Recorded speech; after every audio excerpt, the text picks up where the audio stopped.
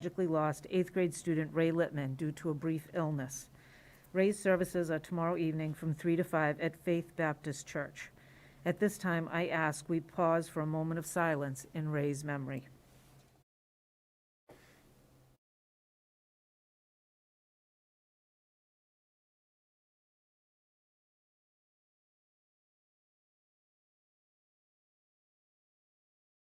Thank you.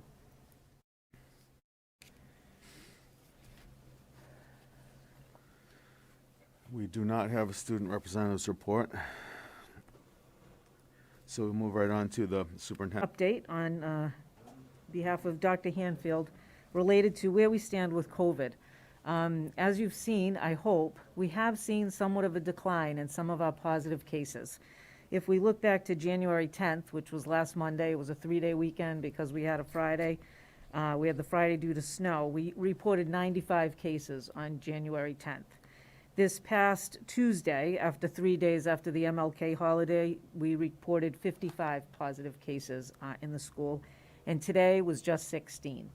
So certainly, you can't count that it's going to continue that way in a straight, in a distance day, and monitored for 5 days, which I will tell you has been like a fire hose of work for our nursing staff. And while we're not afraid of work, because if it's work that's going to help us, we're going to do it, what we have seen is that the payoff isn't really there. So I looked this morning, we had conducted 5,555 COVID tests in test and stay. Of those, 72 came back positive, which brings us to about a 1.23% positivity.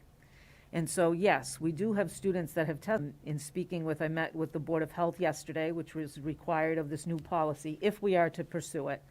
They're in full support. They're moving the same way where you're monitoring just symptomatic people. So we would still have test and stay in the building, but it would only be for symptomatic students or staff. It wouldn't be for close contacts.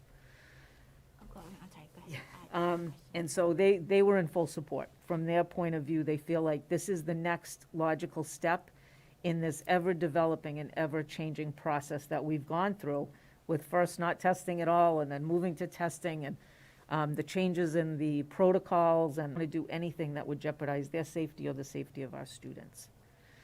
So I do believe that the protocol is in your packet, the entire guidelines as it came from DESE, but I'd be more than happy to entertain any questions if any of you have any. Okay, I do have a question through the chair. And I looked and I couldn't actually find this on any website either, so this might not have come through. But what do you do if you have an exceedingly low percentage of families that consent to doing the at-home testing? Because it didn't seem like that. I didn't know if there had been a... More than that. I think that's a pretty robust response for something that they don't have a lot of information on yet, Right.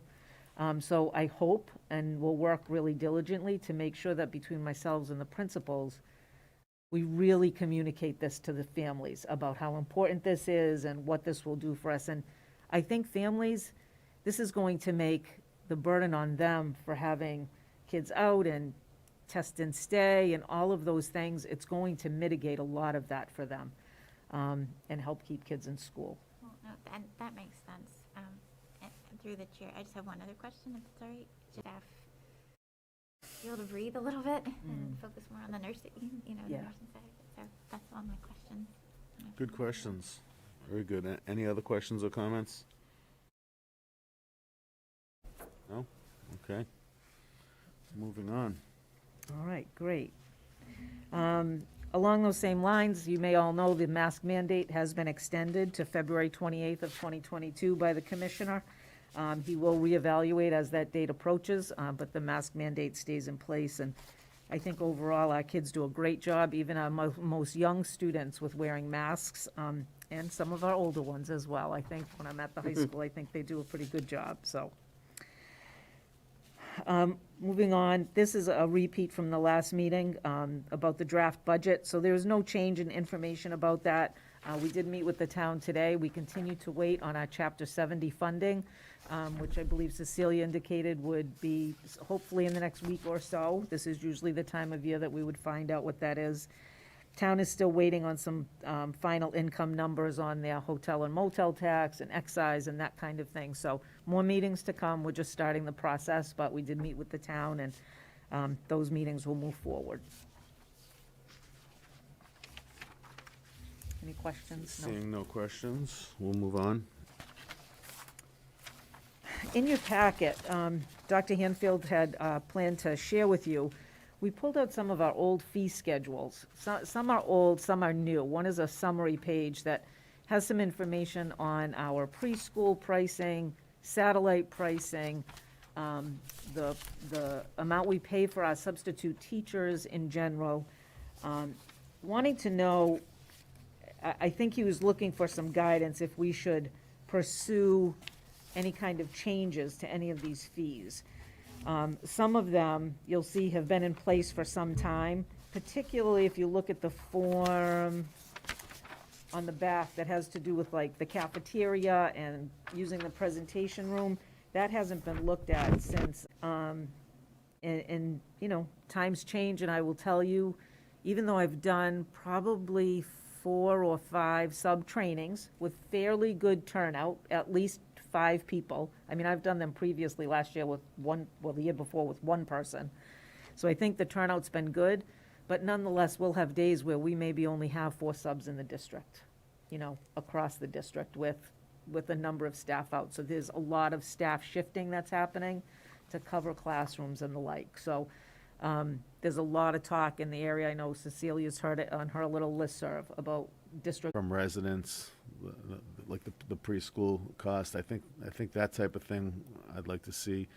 You know, we could certainly have discussions, but maybe pushed off until, you know, post-pandemic, until people are back on their feet again. There's just so much, I don't know, there's so many people adjusting their schedules, having to stay home for various reasons. Hopefully, these new protocols are going to help with that a little bit, maybe solidify people's work schedules. But right now, I would just focus on trying to, I don't know where we're going to find the revenue for that, but upping that sub point. The chair, I agree. I'm all for, you know, looking at our sub rates now, even now. I mean, honestly, Maddie had a class the other day that just didn't have a sub, so they just let themselves in and got on their iPads and went to work because the sub that was going to show up didn't show up.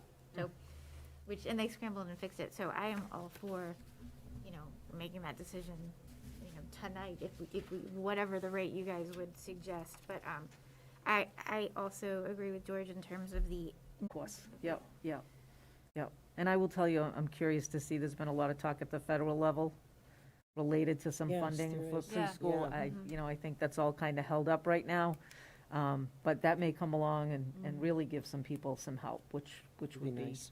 Yeah. terrific. Actually, through the chair, in Alabama, they piloted a program that it's free preschool from 3 and up all day. And it was done through federal money, but that state is a pilot. So now every child in Alabama can go to preschool for free. So hopefully the pilot study will yield good results and Right. that will come our way. So Right. are we comfortable, you know, leaving that at your discretion for what those rates would be? I Or just do we think need to, do we need tonight to define the schedule, like the fee schedule? I think we can For the talk about it subs? next time, right? Like if we Yeah, got I think, some- Oh, I I was think- thinking tomorrow, get Oh. it. If you'd like, I could, related to subpay, we could put together a small table with some surrounding towns. That's So you could Perfect. see where we fall, and then we can look at it the next meeting. That would be good. And that would help to make a gems we'll get. Yeah. Oh, I'm on board with that. But yeah, let's put together some comps, and as soon as they're together, Dr. Chamberlain, you could send them out to us to Okay. have a look. great. And then, I'm not rushing you, I'm just saying as soon as there's no need to wait until the whole packet comes out, we can Okay. start looking at it. Yeah, Right. whatever will help get bodies in the building. I know. But again, no expectations, because we've got a lot of other things going on right now, so. Sure. All right, we now move on to new business. In new business, in your packet, you'll find a letter from the Director of Food Services, Mrs. Janice King, Force Board. So if you remember, last year, we welcomed 10 high school seniors who were in good academic standing We created Mr. DeLongchamp actually created a schedule for them to go to certain schools to provide small group assistance, reading with children, helping them with their classwork, supervision in the cafeteria, all of those things. So primarily kids who may be interested in becoming teachers or going into the field of education. So once again, that funding is available. The students would be allowed to go work 12 hours for 10 weeks. Again, they're compensated through the workforce board. I believe they said they'd make $14.25 an hour this year. I think there's been a bit of an increase there. And Mrs. Reedy had it put out in Dr. Hanfield's last updates and reminders. They will be here visiting us on February 2nd. They'll be touring our school buildings and conducting interviews with staff and some parents. And it's being done related to special education and civil rights. And so this Office of Public School Monitoring does this with all districts across the state. We just happen to, this is our year to be up for this process. We've already submitted a, Would entertain that motion? Make a motion to approve the list of transfers dated January 14th, 2022, as presented by the business manager. Second, I'll second that. Any discussion? Looks very thorough. All in favor? Aye. Aye, there's a vote. Okay, and that's my report. Thank you very much. Thank you. Excellent report. We now move on to policies. so in your packet, I provided you with both our previous restraint policy and an updated restraint policy. So as I noted, this came out of some of the conversations already about the tiered focus monitoring review. The policy that we had previously is similar to the new one that I present to you, but It says the staff should be trained. Whose job is it to train the staff with all these regulations? yeah, so that is part of the overall staff review that we do at the beginning of each year. We do an online training. We have a very lengthy PowerPoint that covers some of the key features around restraint. But any staff member who would be involved in a restraint would complete CPI training. And that's a very formal training. Your first round of it takes 3 full days of training so that you know exactly, de-escalation techniques and all the things that go along with that. But everybody's responsible to make sure they know when they might need help with that. So everyone does receive that at the start of each year, and we have a whole list of staff who receive the in-depth training. Oh, okay, thank you. Any other questions, comments?